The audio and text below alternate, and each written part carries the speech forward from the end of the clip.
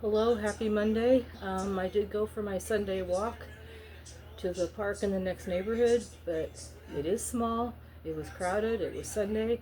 Everybody was walking their dog, and two kinds of behavior that I'm noticing.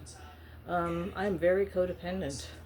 If you want to know what codependent is, look up that word. Hopefully, I'll remember to hashtag that word or tag it. But speaking as a peer, as a layperson, I'm always wondering how everybody else is doing before I move or go anywhere or do anything when I'm in public, especially.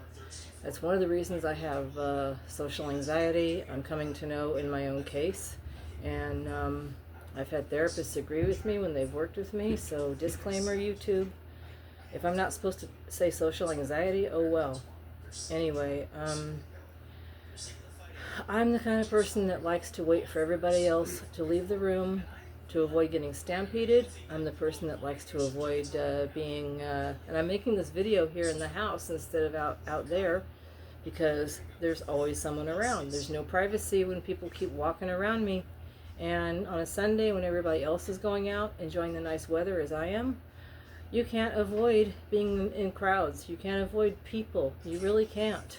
And to make a long story short, on my way back, it was crowded. The sidewalk was crowded. Not like crowded where everybody's walking with you, not like New York, but someone was always walking behind me. Someone was always walking in front of me. Someone was always walking to the right or the left of me or crossing the street to the right or left of me, and I ran into a doozy. This goes to show that you can't be prepared for everything. You really cannot be prepared. I was crossing the boulevard on my way back to the neighborhood where I live, and crossing the avenue. No, it's an avenue. I was trying to cross.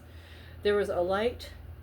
It was green, and it was ticking, and it's a really busy area, so if I knew that if I waited, I was going to have to wait 5 more minutes, and I did not want to wait 5 minutes in a neighborhood where I didn't feel safe, because I was kind of at the, I was like below the boundary going south. I was below the boundary of being on the wrong side of the tracks, so to speak.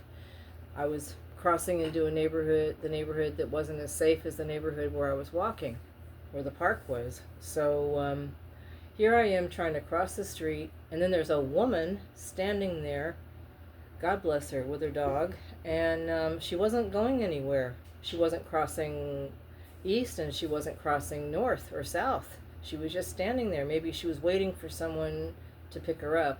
Not too many waiting areas in public spaces. No benches, no, there isn't a park on every corner. So she's standing there on the corner. Here I'm here. The woman's in front of me and her dog, and I had to walk around her. I had to run, practically jog around her, and then sprint across the street. You know what happens when you run and there's a dog? The dog chases you. As a rule, you should not run when there's a dog. They'll chase you. But I had to hustle across the street, or I was going to have to wait another 5 minutes, and she wasn't going anywhere. So I went, lickety split. Away I went, and the dog started to chase me. And thank God, that's why we need to obey leash laws, you guys. Thank God she was on a leash. Thank God the woman took responsibility and apologized after me. While I was running across, I turned around and waved and said, it's all right. I'm okay. Just, where are you going, ma'am? Where are you going? I'm trying to get home, so I'm running or, sprinting across. The light's about to turn red. I make it across, but that goes to show that you're not always prepared, and I'm thankful nothing happened. So, ladies and gentlemen, another example of why we might have social anxiety, we might have agoraphobia, fear of leaving the house. We have even less control over our environment when we're out. That's why it's called a comfort zone when we're in the house or when we're somewhere safe. That's why it's called a comfort zone. I'm trying to leave my comfort zone, you guys. I can't reverse de-evolution until I do. So I guess the woman, I don't think she was devolved, but I think she was under the influence of de-evolution. She felt like she had to, I don't know. It's like there's no place to wait around. There's no place to walk your dog unless you want to deal with other people. And there's no place for people like me to walk around unless I have to go around them. So, woohoo! Social anxiety. You know, not going to label it social anxiety anymore. I'm going to label it leaving my comfort zone. All right. There's no comfort zone, really. You don't have control.